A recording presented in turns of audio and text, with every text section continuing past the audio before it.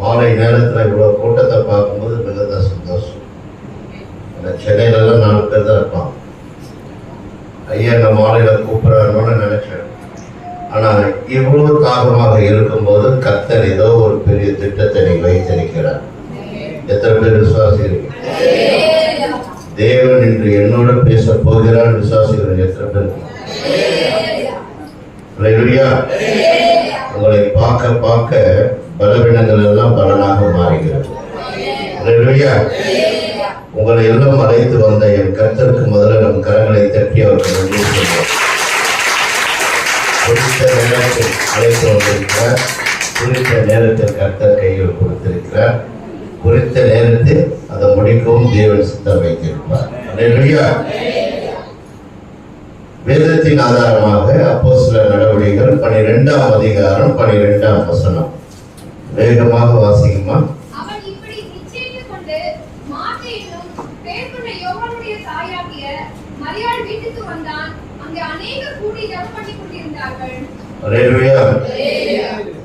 பேதுரு வீட்டுக்கு வரும்போது என்ன பண்ணியிருந்தாருமா? அனைவரும் ஒன்று கூடி ஜெபம் பண்ணி கொண்டிருந்தார்கள். யாருமே வீண் கதை பேசல. யாரை குறித்து அவங்க யோசிக்கல. திடீர்னு இந்த வசனத்தை சொன்னோன்னு ஒரு குழப்பமாக இருக்கும். எப்பவுமே ஃபர்ஸ்ட் ஒரு சப்ஜெக்டை சொல்லிட்டு அது விளக்கம் கொடுக்கும் போது தேவன் நம்மளை அப்படிதான் வைத்திருக்கிறார். ஒரு இக்கட்டான ஒரு சூழ்நிலை வரும்போது நாம எல்லாம் ஓடி ஒதுங்கிடுவோம். ஒரு இக்கட்டான ஒரு போதலுக்கு ஒரு பெரும் பிரச்சனை வருகிறது என்று சொன்னவுடன் நாம் எங்கே இருக்கிறோம் இடம் தெரியாம ஓடிடுவோம். ஆனா அன்னைக்கு அந்த நேரத்தில் இருக்கும்போது ஏரோது ராஜான்னு ஒருத்தர் இருந்தார். அவர் மக்களுக்கு சந்தோஷப்படுகிற மாதிரி எந்த காரியத்தை செய்தால் நன்மையாக இருக்கும் என்று ஆலோசித்தார். தேவனுடைய பிள்ளையை கொண்டாத என்ன பண்ணுறாங்க? பெரியர்கள் மக்கள் எல்லாம் சந்தோஷப்படுவாங்க. இப்போ இந்த பகுதியில் அதே மாதிரி தான் இருக்கும். தேவனுக்கு முன்னின்று பல மக்கள் மத்தியில் ஒரு மனதை மாற்றி தேவனுடைய விசுவாசத்தை ஊட்டுக்கொண்டு இருக்கிற இயேசு ராஜா தேவாலயத்தின் 35வது ஆண்டை கர்த்தர் கொடுத்திருக்கிறார் என்றால் இன்னைக்கு வார்த்தை உறுதியாக அவர் வைப்பார். அல்லேலூயா. 35 ஆண்டுகள் கடந்து வந்த பாதை அவருக்கு தான் தெரியும், அம்மாவுக்கு தெரியும், மகர்களுக்கு தெரியும். எங்கேயோ இருந்து வந்த எனக்கு ஒன்றுமே தெரியாது. நினைச்சாதீங்க, சொல்ல ஏதோ சொல்லி கூப்பிட்டு வந்தார். கிடையவே கிடையாது. தேவன் உணர்த்துகிற வார்த்தை. இந்த பகுதியில் இதே சூழல் நடந்தது. இந்த பகுதி மக்களுடைய மன விருப்பத்தையும் அவர்களை சந்தோஷப்படுத்த வேண்டும் என்பதற்காக இந்த தேவ மனுஷனை எந்த வகையாவது சிக்குவாரா என்று வகை தேடிக் கொண்டிருந்தார்கள். ஏதாவது ஒரு வார்த்தையில் குற்றம் கண்டுபிடித்து இவனை நிறுத்தி விடலாமா என்று நினைத்து பார்த்தார்கள். மனம் உடைந்து திரும்பி போய்விடுவார் என்று நினைத்தார்கள். ஆனால் கர்த்தர் கரம் பிடித்து மாலை நேரத்தில் இத்தனை பேரை வர வைத்திருக்கிறார் என்றால் 35 ஆண்டுகள் உழைத்த ஜபமே இதுக்கு ஒரு சாட்சியாக இருக்கும். அன்னைக்கும் அதே நிலைதான். ஒருத்தர் கொண்டாச்சு அதே மாதிரி ஆசைப்படுறான். என் மக்களை நான் திருப்தி செய்யணும், என் மக்களை நான் திருப்தி செய்யணும் அப்படின்னு ஆசைப்பட்டு பேதுரு என்பவரை சிறை பிடிக்கிறான். வசனம் 3 படிமா. அது யூதர்களுக்கு பிரியமாய் இருக்கிறது என்று கண்டு பேதுரையும் பிடிக்க தொடர்ந்தான். அப்போது பண்டிகை காலம் இருக்குது.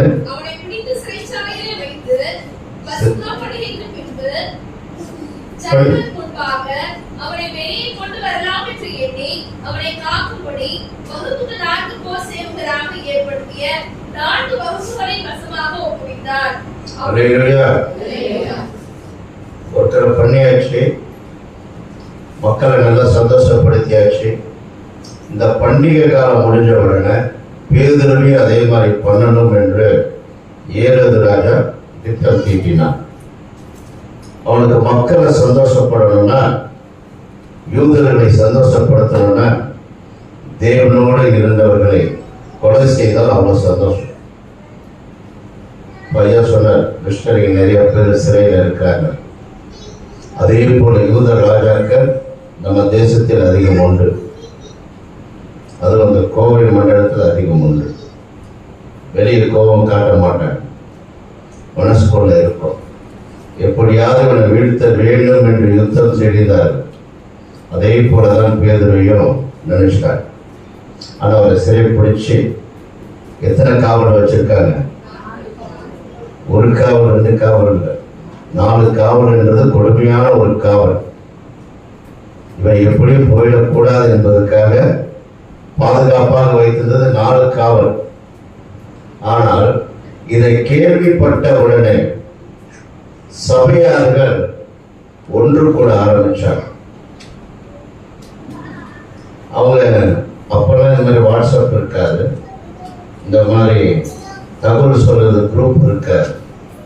அப்ப எவ்வளோ அருமையான ஒரு ஊழியத்தை செய்திருக்கிற ஆதியில் இருந்த அன்பில் உள்ள சபை விசுவாசி எல்லாம் ஒன்று கூடிட்டாங்க. ஆனால் இன்னைக்கு அதே சூழல் இந்த இடத்துல நடந்தா நம்ம எங்க போய் நிற்போம்? வழக்கறிஞர்கிட்ட போய் நிற்போம், பஞ்சாயத்து தலைவர்கிட்ட போய் நிற்போம், உற்றார் உறவினர்கிட்ட போய் நிற்போம். வேற எங்கேயும் நமக்கு போக தெரியாது. பல சத்தியத்தை கேட்டோம்,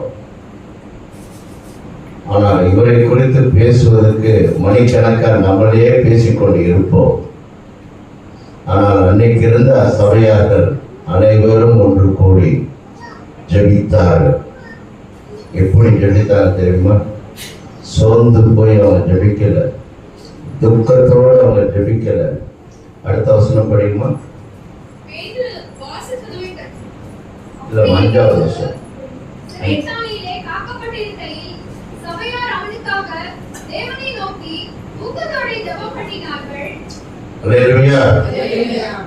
சோர்ந்து போயிட்டாங்களா? அவர் சிறைப்பிடிக்கப்பட்டாரு. ஏற்கனவே ஒருத்தரை கொலை செஞ்சிட்டாங்க, இவரையும் அந்த நிலை செய்வார்கள் என்று அவங்க கொஞ்சம் கூட சோர்ந்து போகல. நீங்களும் உங்கள் வாழ்வியல் இதே போல ஒரு சம்பவம் நடந்திருக்கோம். அந்த நேரத்தில் நீங்களும் நானும் சோர்ந்து மூலையில் உட்கார்ந்து இருந்தோம். நம்ம சிந்திக்க நேரம் வராது, எதுவும் யோசிக்க தோணாது. ஆனால் அன்னைக்கு இருந்தவர்கள் எல்லாரும் ஒன்று கூடி ஆண்டவரை நோக்கி ஜெபித்தார்கள். அல்லேலூயா! அவங்க ஊக்கத்தோட ஜெபித்தார்கள். அந்த இரவு தான் முதல் இரவு ஜெபம். அன்னைக்கு கூட நாங்கள் பாருங்க, அதுதான் முதல் இரவு ஜெபம். வாட்ஸ்அப்ல கூப்பிட்டு வச்சு சபையார் உட்கார வைக்கிற ஜெபம் அந்த ஜெபம் இல்லை. அவங்களுக்குள்ள ஒரு தூண்டுதல் வந்தது. இந்த பேதுருவை நாங்கள் விடமாட்டோம் என்கின்ற வைராக்கியம் வந்தது. இந்த ராஜாவை நான் என்ன பண்ண போறோம்? வெட்கப்படுத்த போறோம். இது என் தேவனுடைய கிரியை என்பதை அவங்க வெளிப்பட்டது. அவங்க வீட்டில் போய் பயந்து இல்லை, ஒடிஞ்சிக்கல. ஆண்கள் இருந்ததாக ஒரு வசனம் இல்லை, ஆனால் பெண்கள் ஒன்று கூடினார்கள். அல்லேலூயா! அதனாலதான் பெண்கள் ஜனம் எப்பவுமே அதிகமாக இருக்கும். ஏன்னா அவங்க விசுவாசம் ரொம்ப விசுவாசம். கர்த்தர் எனக்கு ஏதாவது செய்வார் என்கிறதுல பரிபூர்ண விசுவாசம் இருக்கிற பெண்கள் அதிகம். ஆனா இன்னைக்கு இவ்வளவு பேர் கூட இருக்கீங்க, கர்த்தர் உங்களோட பேசிக்கொண்டு இருப்பார். இதே சூழலை தாண்டி தான் நீங்க வந்திருக்கீங்க. கடந்த காலங்கள் எல்லாம் நம்ம நினைச்சு பார்க்கும்போது எந்த இடத்துல உன்னை அவமானப்படுத்தணும் என்று வேண்டி விரட்டி அடைத்தாலும் ஒரு பக்கத்தில் இருக்கிற ஒரு சமுதாயத்தில் இருக்கிறவங்க மகிழ்ச்சி அடையணும் என்பதற்காக உன்னை அவமானப்பட்ட நாட்களை நீ எண்ணிப்பார். அன்னைக்கு நம்ம ஓடி ஒழிஞ்சிட்டோம். நீ பரிசுத்த வேதாங்கத்தை உன்னால தூக்க முடியாது. அன்னைக்கு இருந்த நேரத்தில் நீ தூக்கும் போது உனக்கு அவமானப்பட்டு வந்த, நீ கர்த்தருக்குள்ள ரட்சிப்புக்குள்ள வந்த, உன் கணவனுக்கு தெரியாம நீ வந்த, உன் பெற்றோருக்கு தெரியாம நீ வந்த, ஒரு ரகசியமான ஆராதனையில் பங்கு பெற்றுக் கொண்டிருந்த உன்னை என் கர்த்தர் என்று அழைத்து வந்திருக்கிறார். வெளிப்புறமான ஆராதனையை செய்ய கர்த்தர் அழைத்து வந்திருக்கிறார். அவர் மேல் வைத்திருக்கிற நம்பிக்கை, விசுவாசம் உன்னை விட்டு கூடாத அளவு கர்த்தர் உன்னை அழைத்து வந்திருக்கிறார். எத்தனை பேர் விசுவாசிக்கிறீங்க? என் பழைய கதவை கர்த்தர் திறக்கிறார். என் நினைவுகள் பழசை திரும்பி பார்க்கிறார். 35 ஆண்டுகளுக்கு முன்னாடி ஐயா திரும்பி பார்த்தாருன்னா அவர் பட்டண வேதனை. இந்த இடத்தில் இருந்த சூழல் என்ன என்பது நமக்கு தெரியாது. ஆனால் கர்த்தர் அதை உணர்த்தி காட்டிக் கொண்டு இருக்கிறார். நீங்க விடாதீங்க, ஜெபத்தை மட்டும் விடாதீங்க. ஜெபம் மட்டும்தான் கர்த்தரால் வரும் ஜெயத்தை கொடுக்க முடியும். வேற எந்த விஷயம் பண்ண முடியாது. ஒரு தேசத்துக்காக இந்த மூலையிலிருந்து ஜெபிச்சு என்ன ஆகும் நீ நினைக்காத. இந்த இடத்தில் நீ ஜெபிக்கும் போது அமெரிக்கா தேசத்தில் ஒருத்தர் விடுதலை பெறுவார். உன் ஜெபம் வல்லமை உள்ள ஜெபம், உன் ஜெபம் கேட்கப்படுகிற ஜெபம், உன் ஜெபம் உண்மை உள்ள ஜெபம். அந்த ஜெபத்தினால் வந்த நிகழ்வை தான் கர்த்தர் என்று உணர்த்துகிறார். அல்லேலூயா. அவங்க ஜெபிச்சுட்டே இருக்காங்க, உற்சாகத்தோட ஜெபிக்கிறாங்க, ஊக்கத்தோட ஜெபிக்கிறாங்க, அவரை நோக்கி பார்க்கிறாங்க. அப்போ கர்த்தர் அந்த ஜெபத்தை கேட்கிறார். அல்லேலூயா. அவர் கேட்டு என்ன பண்ணுவார்? அடுத்த வசனம் வாசிமா.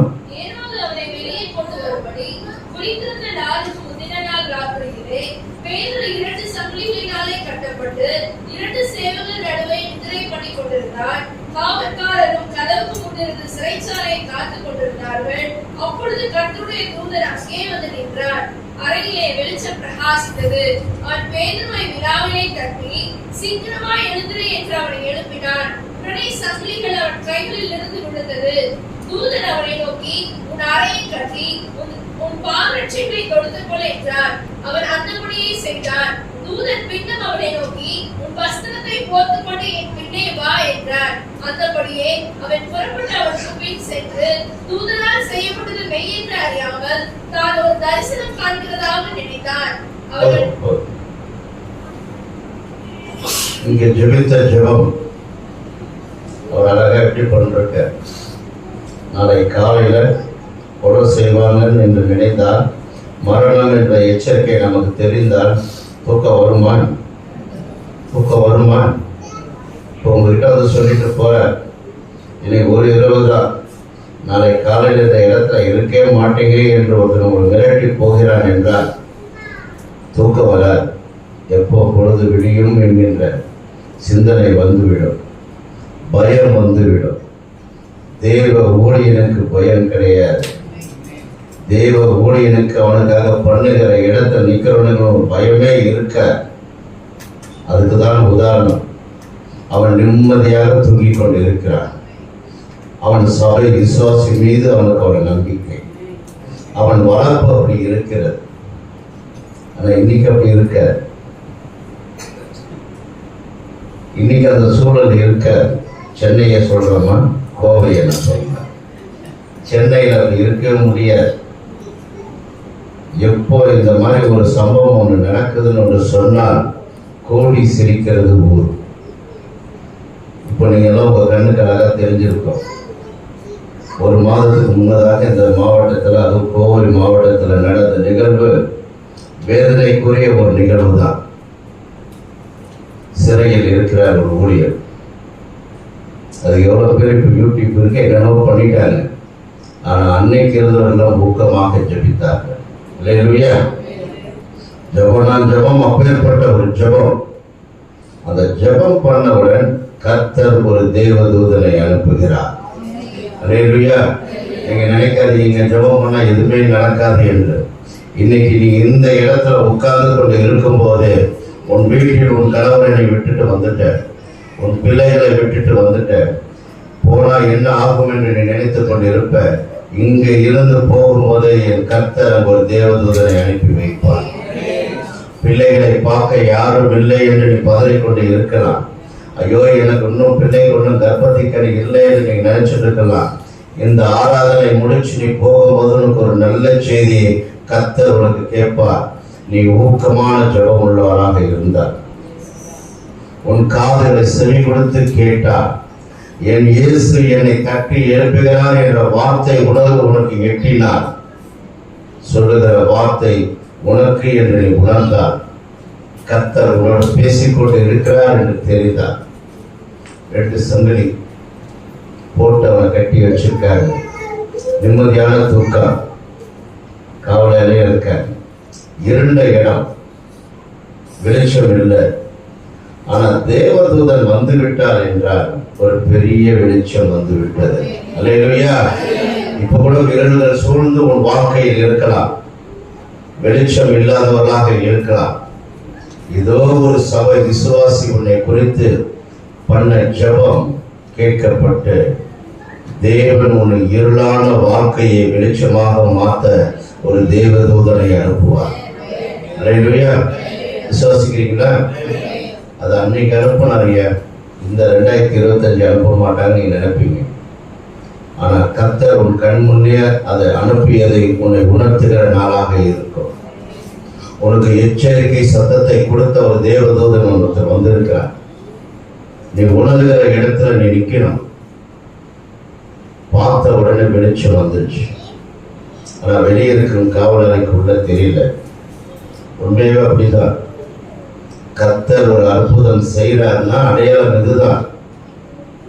உன் பக்கத்திலேயே இருப்பான். உனக்கு வைக்கப்பட்டிருப்ப, நீ கடன் சுமையில இருப்ப, இவன் முகத்தை பார்க்க கூடாது என்று நினைத்து நீ தலைமுடிந்து போகணும்னு நினைப்ப. ஆனா என் கர்த்தர் உன் தலையை நிறுத்தி அவன் முகம் தெரியாத நாட்களை உனக்கு உணர்த்தி காட்டியிருப்பார். நீ நினைச்சிருப்ப, உண்மையா சகோதரியமா நீ நினைச்சிருக்கிற. என்ன நினைச்சிருக்கேன்னா, நான் ரொம்ப தெளிவா நான் வந்துட்டேன். இல்லை இல்லை, என் கர்த்தர் ஒரு தூதனை அனுப்பி மறைத்து உன்னை காத்து கொண்டார். அவரால் மட்டும்தான் மறைவு என்பது தெரியும். நீ முகமுகமாய் பார்த்தாலும் அவன் உன்னை தொட முடியாது. அப்படிதான் எனக்கு அந்த வெளிச்சம் வந்தது. அப்போ உள்ள வந்த உடனே அவர் எந்த சங்கிலியும் போட்டு இழுத்து திறந்ததாக வசனம் இல்லை. அதே மாதிரிதான் நீ சுத்தி உன்னுடைய வாழ்க்கை, உன்னுடைய சூழல் மாற்றம், நீயா உருவாக்கப்பட்ட பிரச்சனை சுத்தி சுத்தி சுத்தி சுத்தி சங்கிலியில மாட்டி முளைக்கு மூளையில உட்கார்ந்து இருக்கும் போது யாரோ ஒருத்தர் வந்து திறப்பான் என்ற ஏமாற்றத்தில் இருந்த என் கர்த்தர் உனக்கு சொல்லுகிறார், ஒரு தேவ தூதன் வந்து விட்டார் என்றால் அந்த சங்கிலி உன்னை விட்டு பிரிஞ்சு ஓடி போயிடும். உனக்குள்ள இருக்கிற கட்டுகள் ஓடிடும். உனக்கு விரோதமான காரியங்கள் எந்த இருந்தாலும் ஓடிடும். அந்த கட்ட அறுக்க யாரும் வர வேண்டாம். என் தேவதூதன் வந்து நின்றால் உனக்குள்ள இருக்கிற பிரச்சனை மாறுது என்று சொன்னால் நீ தெரிந்து கொள், நீ அறிந்து கொள். என்னை என் கர்த்தர் மீட்டு எடுத்தார். நீ மனுஷனை பெரியப்படுத்திட்டு இருக்க. இந்த மனுஷன் என் கையில் மேல தலைமையில கை வைத்தாதான் அற்புதம் என்று நினைச்ச. அற்பமாக இருந்த உன்னையும் என்னையும் என் கர்த்தர் பிரித்து எடுத்து அந்த சங்கிலியிலிருந்து மீட்டு எடுக்க உன்னுடைய ஜெபம், நீ முழங்காலில் இட்டு கண்ணீர் விட்ட ஜெபத்தை கர்த்தர் நல்லா யோசித்து பார்த்து அவர் மனம் மருங்கி ஒரு தேவதூதனை அனுப்பியிருக்கிறார். நீ அந்த தேவ தூதன் என்று உனக்கு தெரியாமல் இந்த ஊழியர் வந்துவிட்டார் என்று நீ மனசில் புகழ் பாடியதுதான் கஷ்டம். அவர் கர்த்தர் அனுப்புகிறார். இன்னும் நீ கற்றுக்கொள்ள சூழ்ந்து கொண்டு இருக்கலாம். உனக்குள்ள எல்லா கற்றுகளும் தானே உடைய போகிறது. உனக்குள்ள இருக்கிற எல்லா தரித்திரம் வறுமை என்பதை எல்லாம் முறியடிக்க கர்த்தர் உன்னை அழைத்து வந்திருக்கிறார். அவர் சும்மா அப்படி தட்டுறார், எழுந்துரு.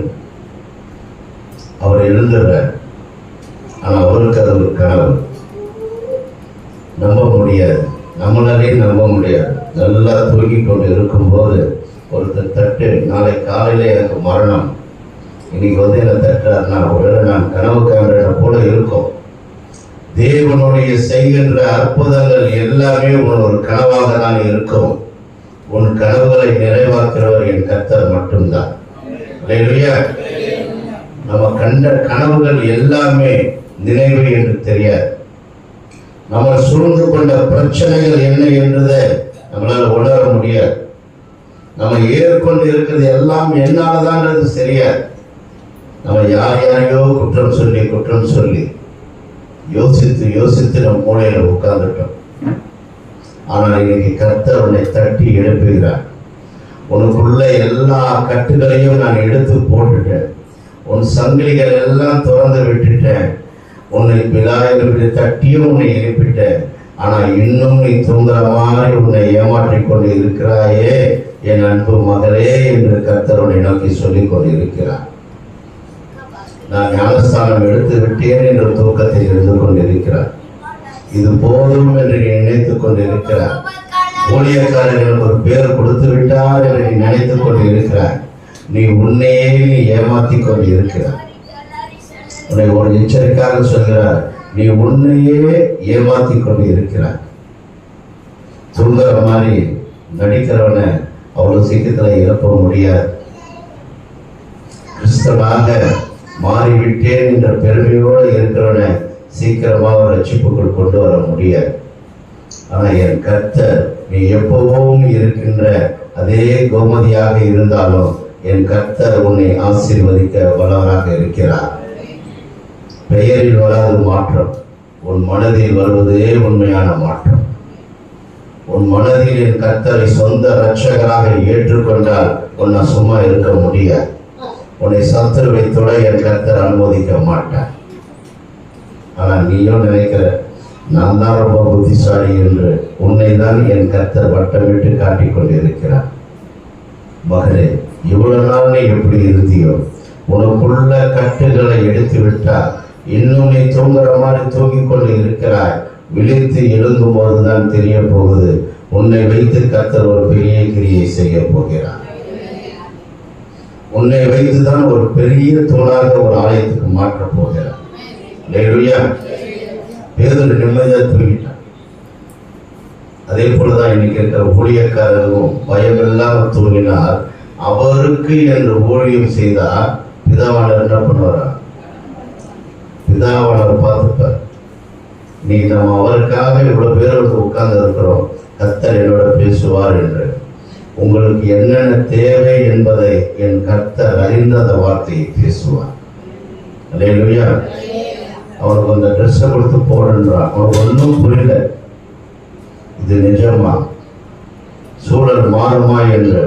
ஏன்னா நம்மளாலே நம்ப முடியல, என்னாலே நம்ப முடியல. இவ்வளவு கூட்டம் மாலையில வருதான் இல்லை ஐயா சிறப்பு நிகழ்ச்சி ஏற்பாடு பண்ணிட்டாரான்னு தெரியல. ஆனால் கண்களில் கண்டது ஆச்சரியம். அப்போ பேதருக்கும் அதே போலதான் இருக்கும்.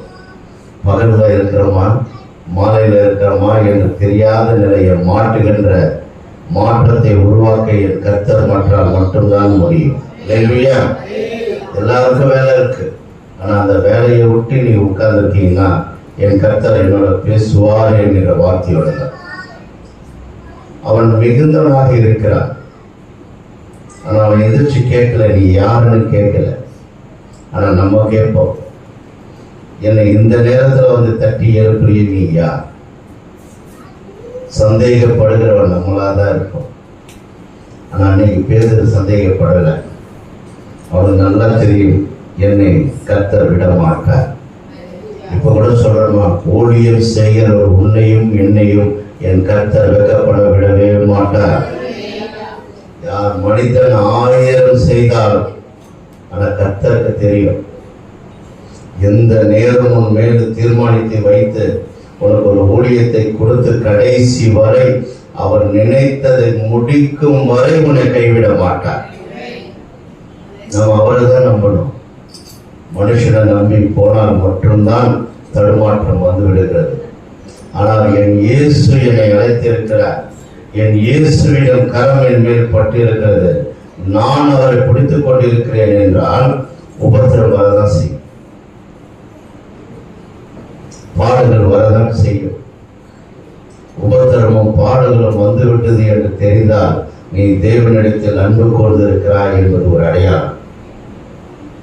ஆண்டவருடைய சோதிக்கிறார் என்ற அடையாளம் இல்லை. கர்த்தர் மேல் நீ அன்பு கூறுகிறாய் என்பதுக்கு அடையாளம். அப்போ பாடுகள் வந்துடும், வராத கஷ்டம் எல்லாம் வந்துடும். உன்னை ஆண்டவர் சோதித்து பார்க்கல, நீ இறுக்கி படுத்துக் கொண்டு இருக்கிறாய், கர்த்தருக்குள் அதிக அன்புவாக இருக்கிறார். அப்போ உனக்கு எப்படி வந்துடும்? வராத கஷ்டம் எல்லாம் வந்துடும். ஆனால் அதை பொறுமையோடு நீ கையாளி விட்டால் நீதான் பாக்கியவான். ஆமா, நீதான் பாக்கியவான். அதனாலதான் பேதுரு, எனக்கு இயேசுவுக்கு வேண்டும் என்று தீர்மானித்தார், நாளைக்கு நான் வெளியே போவேன். வேண்டாம் என்று அவர் என்னை நினைத்து விட்டால் இந்த மரணமே எனக்கு போதும் என்று கடைசி நேரம் வரை அவன் யார் மீதும் சந்தேகப்படல. அவன் நிம்மதியா தூங்கிட்டு இருக்கும் போது இந்த நிகழ்வு. ஆனால் நம்ம தூங்கும் போது பல கற்பனை வந்துவிடும், பல கனவுகள் வந்துவிடும், பல சந்தேகம் வந்துவிடும். ஆனா சந்தேகம் கேட்கிறவங்கிட்ட நம்ம கேட்க மாட்டோம். ஒன்றுத்துக்கும் இல்லாத ஒரு நபரிடம் தான் பல சந்தேகத்தை கேட்போம். அதனால்தான் நம்ம சந்தோஷத்தின் ஆழத்திலிருந்து இறங்கி கொண்டே இருக்கிறோம். இல்லையா? அப்போ நான் பண்ணும்போது தட்டி எழுப்பி அடுத்த வசனமா ஒரே ஒரு வசனம் படிக்கும்.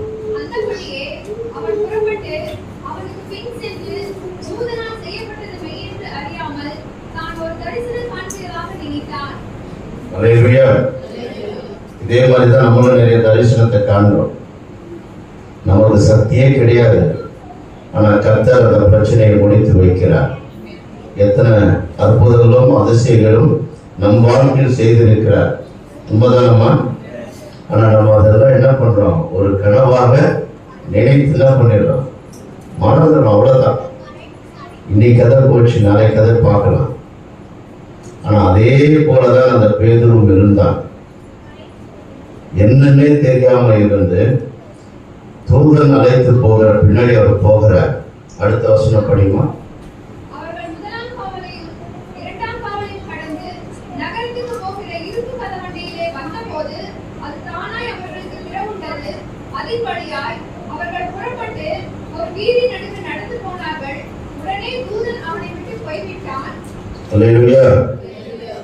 அவன் எந்திரிச்சு போறன்னு தூதன் வந்து பெரிய சாவி வச்ச கதவு திறந்தார்.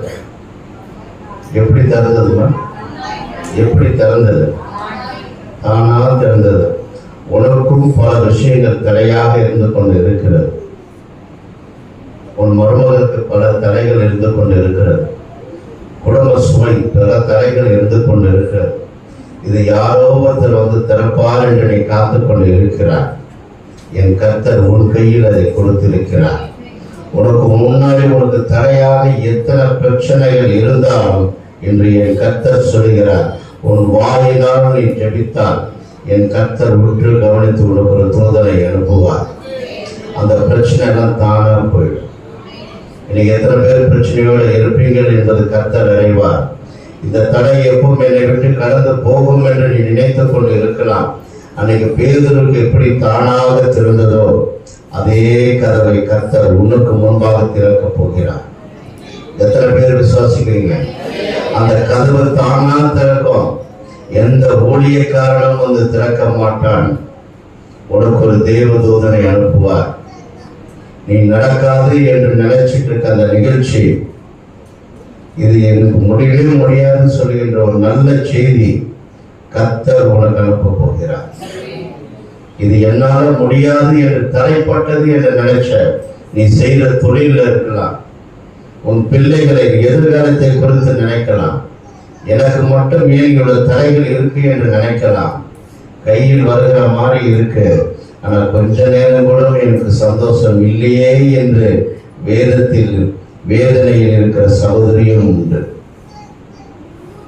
எல்லாரும் சந்தோஷமா இருக்கிறாங்க, எனக்கு மட்டும் ஏன் கைக்கு கிடைச்சது வாய்க்கு கிடைக்கல. ஒரு நாள் கூட சந்தோஷமா இருக்க முழுமையாக இருக்க முடியல. ஆனா கொஞ்ச நேரத்திலேயே என்ன இருக்கு, அந்த சந்தோஷம் என்னை விட்டு கடந்து விடுகிறது. மகளே, உனக்கு கர்த்தர் சொல்லுகிறார், உனக்கு ஒரு பெரிய திறந்த வாசலை உனக்கு முன்னாக நான் வைத்திருக்கிறேன். அது தன்னால திறக்க போகுது. உன் வாயிலிருந்து ஒரு வார்த்தை வந்தால் அதை நான் என்ன பண்ணுவேன்? காது கொடுத்து கேட்பேன். அன்று சபையார்கள் கூடி இருந்தது. இந்த ஊழியத்துக்கு விரோதமாக எதிரிடும் தடைகள் இருந்தால், இந்த திருச்சபைக்கு எதிரிடும் தடைகள் இருந்தால், கர்த்தர் அதை தானாக திறக்க வல்லவராக இருக்கிறார். நாம் அதுக்காக எந்த முயற்சி எடுக்க வேண்டாம். கர்த்தர் அதை தானாக திறந்து வைப்பார். நடுவத்தில் போய் எங்க நிற்கிறாப்புல? வீதிக்கு போயிடுறாப்புல. வீதிக்கு போன உடனே தூதன் அவரை விட்டு போகிறார். நம்மள இருந்தா விட்டு வேற எல்லாம் ஓடிடலான்னு பார்ப்போம். ஆனா பேதுரு எங்க போகிற? 12 வாசிக்குமா? அவன் இப்படி நிச்சயித்துக் கொண்டு மார்க்கு என்னும் பெயர் கொண்ட யோவானுடைய தாயாகிய மரியாள் வீட்டுக்கு வந்தான். அங்கே அநேகர் கூடி ஜெபம் பண்ணிக் கொண்டிருந்தார்கள். பேதுரு வாசல் கதவை தட்டினபோது ரோதை என்னும் பெயர் கொண்ட ஒரு பெண் அப்போ அவங்களுக்கு ஒரு சந்தேகம் தீர்ந்திருக்கும். பேதுரு வந்த உடனே இவ்வளவு பேர் ஜெபிக்கிறாங்களே, ஆனால் என் கர்த்தர் எனக்கு ஒரு தூதனை அனுப்பியதை அவன் உணர்ந்தான். அதே போலதான் உன் வாழ்க்கையில் நீயும் ஜெபிக்க ஆரம்பிச்சிட்டீங்கன்னா ஒரு பெரிய தூதனை கர்த்தர் அனுப்பி வைப்பார். ஒரு பெரிய தூதனை அனுப்பிட்டு இந்த சூழலில் நாம் இருந்தால் ஓடி ஒளிந்து விடுவோம். ஏன்னா எப்படினாலும் ராஜா தேடி வந்திருப்பார். இந்த வீட்டில் தான் இருப்பார்னு தெரியும். ஆனால் நேராக வந்த இடம் அப்போ கதவை தட்டுகிறார். அவங்களுக்கு என்ன வந்தது? அடுத்த வருஷமா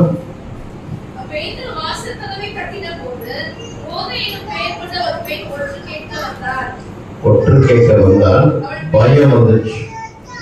இப்ப இந்த நமானிக்கு ஒரு சூழல் நடந்திருந்து சிறையில் இருந்து ஒருத்தர் வெளியே வந்தால் முதல் பயம் நமக்கு வந்துடும். ஐயோ நீங்க வராதீங்க, ஏன்னா அடுத்த நாள் நீங்க வந்துடும். செல்போன் அவ்வளோ சாஃப்ட்வேர் இருக்கு, நேராக வீட்டுக்கு வந்துடுவான். ஆனால் அன்னைக்கு இல்லைன்னு இல்லை, அன்னைக்கும் இருந்திருக்கோம். ஆனால் அது ஒரு பண்டிகை காலம். அவன் கவனம் ஃபுல்லாக அந்த பண்டிகையில தான் இருந்தது. அதனால தான் கர்த்தர் அந்த இரவு நேரத்தில் இவங்க ஜெபித்த ஜெபத்தை கேட்டார். அல்லேலூயா.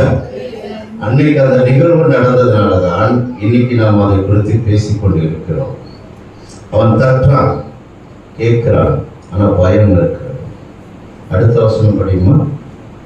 அவள் பேதுருவின் சத்தத்தை அறிந்து சந்தோஷத்தினால் கதவை திறவாமல் உள்ளே ஓடி பேதுரு வாசலுக்கு முன்னே நிற்கிறார் என்று அறிவித்தார். அவர்கள் நீ பிதற்றுகிறாய் என்றார்கள். அல்லேலூயா. கேட்குது, பேதுருடைய பொருள் தான் கேட்குது. ஆனா இன்னும் பயம் இருக்குது. பயம் இருக்கு. ஓடி போய் சொல்றாங்க, நீ என்ன சொல்ற? அவரை மாதிரி ஒரு உருவம் இருக்கும் என்று சொல்றாங்க. ஏன்னா யாரும் நம்ப முடியாத ஒரு விஷயத்தை தான் என் கர்த்தர் செய்வார். அல்லேலூயா. உன் வாழ்க்கையில் நடக்க போகுது, இது முடிஞ்சு போச்சுன்னு சொல்லுவாங்க. நீ சோர்ந்து போகாத, நீ ஊக்கத்தோட ஜெபித்துப்பார். உன் வாழ்க்கையின் தலையை மாற்றக்கூடிய உனக்கு ஒரு பெரிய அற்புதத்தை கர்த்தர் செய்வார். அவரால் மட்டும்தான் அது முடியும். அதுதான் வார்த்தை. ஆனா யாராலையும் நம்பவே முடியாது. நேற்று வரை எப்படி இருந்தானே இவனா அப்படின்னு சொல்ற மக்கள், இவர் ஒரு பெரியவர் என்று அறிகிற அளவு புறஜாதி மத்தியில் கர்த்தர் உன்னை உயர்த்தி பேச வைப்பார். உன்னை எல்லாம் புறம் பேசின ஒரு ஜனம் ஒன்று உண்டு. சங்கீதத்தில் அழகான வசனம் இருக்கு. அவங்க சொல்லுவாங்க, இவங்க வீட்டில் ஒரு பெரிய நல்லது நடந்துக்குது என்பதை அவர்கள் அறிவார்கள். அல்லேலூயா. நீ போய் வெளியே சொல்ல வேண்டாம். ஆனா இங்க சுத்தி இருக்கிற ஜனம் பேச போகிறது. இந்த இயேசு ராஜா தேவாலயத்தில் இருக்கிற விசுவாசிகளின் வீட்டில் புறஜாதிகள் மக்கள் பேச போகிறார்கள். இவங்களுக்கு ஒரு பெரிய நற்செய்தி நடந்திருக்கிறது. அல்லேலூயா. ஒரு பெரிய நற்கிரியை நடந்திருக்குது. அப்போ நீங்க என்ன பண்ணணும்? தைரியமா சொல்லணும், இந்த இடத்துக்கு போன இயேசு எனக்கு சுகம் கொடுத்தார். அல்லேலூயா. நம்ம தான் பயந்து போயிருக்கணும். நம்ம பைபிளை தூக்க பயம், பைபிளை ஏந்தி வருவதற்கு பயம்.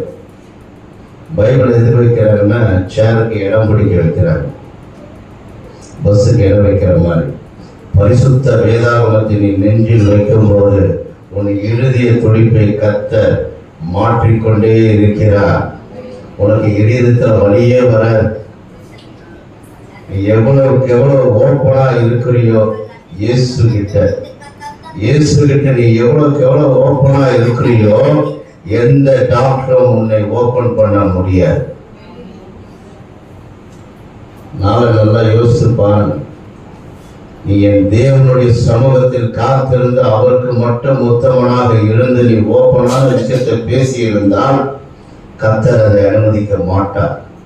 இன்னைக்கு எத்தனை ஊழியக்காரர்கள், எத்தனை ஸ்டெண்ட் உள்ள இருக்குன்னு எல்லாம் அவங்களுக்கு தெரியும்.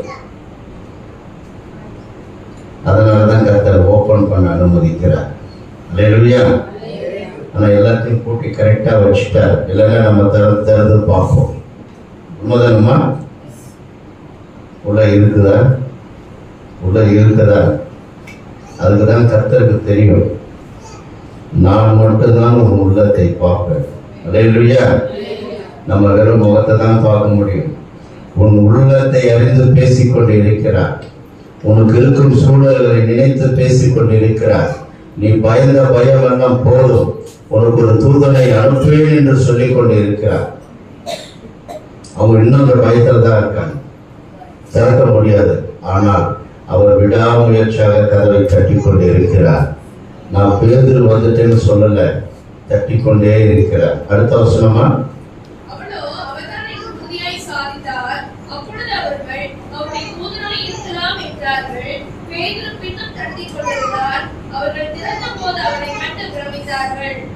அல்லேலூயா. அவங்க திறந்தவனே என்ன பண்ணாங்க? பேதுரை பார்த்த உடனே பிரமித்தார்கள். நம்மளும் அது மாதிரி நிறைய நேரத்தில் பிரமிச்சோம். என் குடும்பத்தில் இவ்வளவு பெரிய அற்புதம் நடந்ததான்னு பிரமிச்சோம். மகளுடைய திருமணம் இவ்வளவு நடந்ததான்னு பிரமிச்சோம். சூழல்களை மாற்றி விட்டாரா என்று நினைத்தோம். என் மகனை பத்திரமாக விபத்திலிருந்து காத்து வந்தாரே என்று பிரமிச்சோம். இந்த சூழ்நிலை கொரோனாவில் நம்மளை மீட்டி எடுத்தாரேன்னு சொல்லி பிரமிச்சோம். உண்மைதானமா? அப்பேற்பட்ட பிரமிப்பாக நம்மளை மீட்டெடுத்த என் கர்த்தருக்கு என்ன செய்தோம் என்று ஒரு தடவை யோசி பார்க்கிற இடம் தான் இந்த இடம். நினைச்சு பார்க்க முடியாத ஒரு இடத்தில் ஒரு பெரிய ஆச்சரியத்தை கர்த்தர் கொடுத்திருக்கிறார். அவன் உள்ள போகிறான். சிறைச்சாலையில் நடந்ததை சொல்லுகிறான்.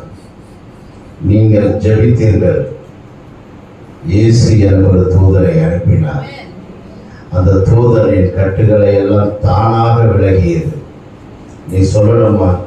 இயேசு ராஜா தேவாலயத்துக்கு போனேன், என் இயேசு எனக்குள்ள இருக்கிற கட்டுகளை தானாக உடைத்தார். எந்த மனுஷனும் உடைக்கல, எந்த மனுஷனும் வாதையை குணப்படுத்தல. இப்போ சொல்லுகிறேன், உன் வாதை உன் வீட்டுக்கு அண்டாக இருக்கிற சூழ்நிலை என் கர்த்தருடைய பாதுகாப்பு வளைவு மட்டும்தான். உன் வாயில சொல்லிட்டே இருக்கணும், இயேசு எனக்கு இது செய்தார். அப்படி சொன்னா இந்திய தேசம் நமக்கே சொந்தம். நம்ம தான் பயத்துல இருக்கிறோம். எப்படி இந்திய தேசம் நமக்கு சொந்தம்? வானத்தையும் பூமியையும் சிருஷ்டித்த நம்ம தேவன் எல்லாமே நமக்காக கொடுத்திருக்கிறார். இல்லையா? ஒரு 2 கரை சேர்ந்துச்சுன்னா அது அவங்க கட்சின்றோம். நம்ம உருவாக்குறவே நம்ம ஆண்டவர் தான். அதுதான் சொல்கிறேன், எல்லாமே என் கர்த்தர் சிருஷ்டித்தார், எல்லாமே எனக்கு தான் உரிமை என்று என்னைக்கு நம்ம எந்திரிக்கிறோமோ அன்னைக்கு நிமிர்ந்து இருக்கிறவன் கீழே குனைவான், குனிந்து இருக்கிற ஜனம் எந்திரிக்கும். அல்லேலூயா. அதுக்கு அதிகமாக இருப்பது ஜெபம். அவன் நடந்த விஷயத்தை எல்லாம் சொன்ன உடனே எல்லாம் ஆச்சரியப்பட்டாங்க. நம்மளும் காது கொடுத்து கேட்கிறோம். இவ்வளவு பெரிய சூழ்நிலையில இருந்து கர்த்தர் நம்மை காட்டி இருக்கிறார். அடுத்த வசனமா, அவர்கள் பேசாமல் இருக்கும்படி அவர் கையமர்த்தி கர்த்தர் தன்னை காவலிலிருந்து விடுதலையாக்கிய விதத்தை அவர்களுக்கு விவரித்து இந்த செய்தியை யாக்கோபுக்கும் சகோதரருக்கும் அறிவியுங்கள் என்று சொல்லி புறப்பட்டு வேறொரு இடத்துக்கு போனார். அல்லேலூயா. பேதுரு தன் சூழலில் நடந்ததை விளக்கமா சொல்றார். கர்த்தர் உங்களையும் சொல்லுகிறார். உனக்கு கொடுத்த வாக்கை நிறைவேற்ற என் தேவனை பத்தி வெளியே சொல். அவர் சொல்றார், யாக்கோபு சொல்லுன்னு சொல்லிட்டு அவர் போயிட்டார். நீ பக்கத்து வீட்டில் இருக்க பாரதி அம்மாவுக்கு போய் தைரியமா போய் சொல்லு.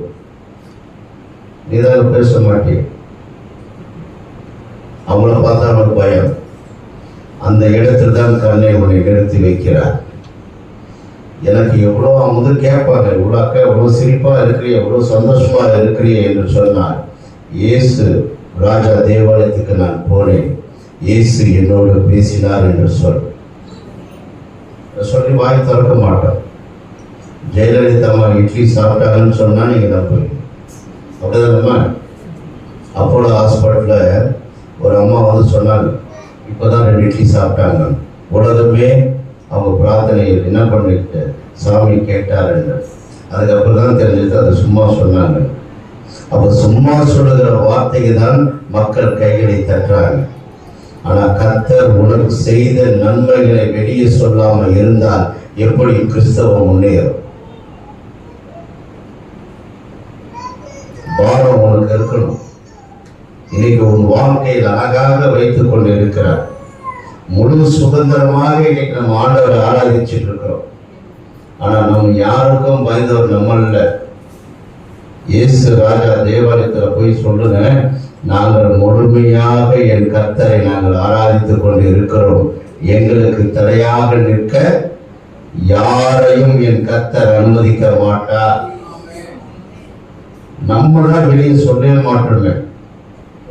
ஆமேன்னு சொல்றதுக்கே பயம். 2 சகோதரிகளாக பாடிட்டு இருக்காங்க. அவங்க 2 பேருக்கு மட்டும் ஆராதிக்க வரல. உள்ள இருந்தவங்க எல்லாரும் கைகளை தட்டி உற்சாகமாக ஆராதித்திருந்தால் தேவனுடைய பிரசன்னத்தை நீங்க உணர்ந்திருப்பீங்க. அவங்க 2 பேருக்கு மட்டும் சபை அல்ல, ஐயாவுக்கு மட்டும் இது சபை அல்ல, ஐயா குடும்பத்துக்கு மட்டும் சபை அல்ல, உனக்கு அந்த உணர்வை ஏற்படுத்த வேண்டும் என்றுதான் எச்சரிக்கையாக கர்த்தர் சொல்லுகிறார். அந்த வார்த்தை வரும்போது உன் கைகள் தன்னாலே தட்ட வேண்டும், உன் வாய்கள் திறக்கணும், துதிகள் சொல்லிக்கொண்டே இருக்கணும். இந்த இடத்துல நீ துதிக்காம வேற எந்த இடத்துல போய் துதிக்க முடியும்? துள்ளி குதிக்கிற இடம். ஆமாக்கா, நல்ல அழகா பிரகாசமா சந்தோஷமா வந்து உட்கார்ந்து இருக்கிறோம். இன்னைக்கு எத்தனை பேர் மருத்துவமனையில் எவ்வளவு வேதனையில இருந்து கொண்டிருக்காங்க. ஆனா உனக்கும் எனக்கும் கையும் கால்களையும் கர்த்தர் கொடுத்து இருக்கிறார். நல்லா கொடுத்திருக்காரு, கையும் காலம் எனக்கும் நல்லா கொடுத்திருக்கிறார். அதனால்தான் ஓய்வே எடுக்காம நீங்க உங்களோட வந்து பேசிக்கொண்டு இருக்கிறேன். முதல்ல நம்ம முன்மாதிரியாக இருக்கணும். நீங்க கைகளை தட்ட தட்ட கர்த்தர் உனக்கு 1000 நாட்களை கூட்டி கொடுத்துட்டே இருப்பார். ஆனா நம்ம அதை ஆராதிக்க வேண்டிய நேரத்தை விட்டு விட்டு உட்கார்ந்து யோசிப்போம், ஏன் எனக்கு மட்டும் இந்த அந்நிய பாஷை வருவ? உன் வாயில திறக்கணும். கர்த்தர் உனக்கு வார்த்தை கொடுத்து கொண்டே இருப்பார். அந்த வார்த்தையின் அர்த்தத்தை அந்நியன் அறியக்கூடாது என்பதற்காக நீ என் தேவனோட பேசுகிற ரகசியம். பக்கத்துல இருக்கிறவங்களுக்கு தெரியாது. நீ சத்தமா தமிழ்ல பேசினா எல்லாருக்கும் தெரிஞ்சிடும். என் கர்த்தருடைய பாஷையை அறிந்து பேசுகிற ஒருவர் அவர் மட்டும்தான்.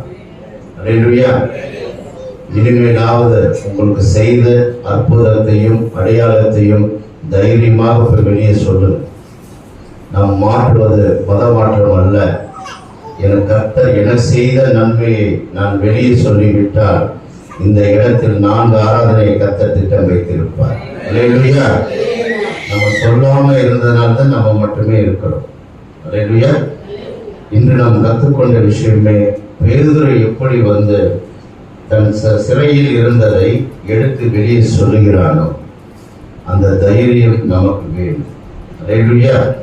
நமக்குள்ள இருக்கிற உணர்வுகளை வெளியே எடுத்து வந்து ஆவியான நமக்கு செய்ததை வெளியே சொல்ல வேண்டிய இடத்தில் நாம் இருக்கிறோம். இனிமேல் நம்ம யாருக்கும் பயப்பட தேவையில்லை. நமக்குள்ள இருக்கிறவர் யாரு? நமக்குள்ள இருக்கிறவர் பெரியவர் சொல்லிட்டு நீங்க சத்தமா இல்லை, அமைதியா சொல்றீங்க. ஒரு பெரியவர் உனக்கு ஜீவனை கொடுத்து கொண்டு இருக்கிறார். உள்ள ரத்த ஓட்டம் ஓடிக்கொண்டு இருக்கிறது. எந்த இடத்துல உனக்கு அடப்பு இருக்கு என்று சொல்றியோ அந்த இடத்தை தானாக எடுத்து கொடுத்து விடுவார். உனக்கு எந்த இடத்துல பலவீனம்னு சொல்லி நீங்க உட்கார்ந்து இருக்கிறியோ, நாளை காலைல மருத்துவத்துல போய் நீ பரிசோதனை பண்ணிப்பார். இந்த நிமிடம் வரை இருக்கும், நாளை அதை என் கர்த்தர் கரைத்து விடுவார். எந்த கட்டிகள் கரையாது என்று சொன்னார்களோ அந்த கட்டியை கர்த்தரால் மட்டும்தான் முடியும். அல்லேலூயா. நீ ஓப்பனா இருந்துட்டாவே எந்த மருத்துவனையும் உன்னை தொட என் கர்த்தர் அனுமதிக்க மாட்டார். தேவனுக்கு மட்டும் உண்மையும் முத்திரமாக இருந்தால் என் கர்த்தரையும் இந்த ஜீவன் இந்த சதை யாரும் தொட முடியாது. என் கர்த்தர் அனுமதிக்கவே மாட்டார். அதுவும் நம்ம அழகான திருவிருந்து பந்தியில கலந்திருப்போம். மாலையிலையும் ஐயா வச்சிருக்கார். அவர் சரீரத்தையும் ரத்தத்தையும் புசிக்கிற நாம் எப்படி இருக்கணும் சோதிச்சு பாருங்க. அடுத்த மாசம் வரை நீ மருத்துவமனைக்கு செல்லாத மகளாக உன்னை கர்த்தர் மாற்றுவார். அதுக்கு என்ன பண்ணணும்னா, முழு இருதயத்தில் இருக்கின்ற பாவங்கள் இருந்தாலும் அறிக்கை வெற்றி விட்டு, ஆண்டவரே நான் உண்மை சோதித்து பார்க்கிறேன். நான் இது உண்ணும் போது இந்த 30 நாட்களும் எந்த ஒரு சிந்தையும் என்னை தாக்கக்கூடாது. எந்த ஒரு கெட்ட செய்தியும் என் காதில் கேட்கக்கூடாது. என் குடும்பத்துக்கு விரோதமாக எவராலும் எதுவும் செய்ய முடியாது. என் சரீரத்தில் ஒரு பெரிய மாற்றம் இருக்கிறதை நான் உணர வேண்டும். முதல்ல நான் உணரணும். எனக்கு என்னென்ன வியாதி என்று எனக்கு தெரியும்.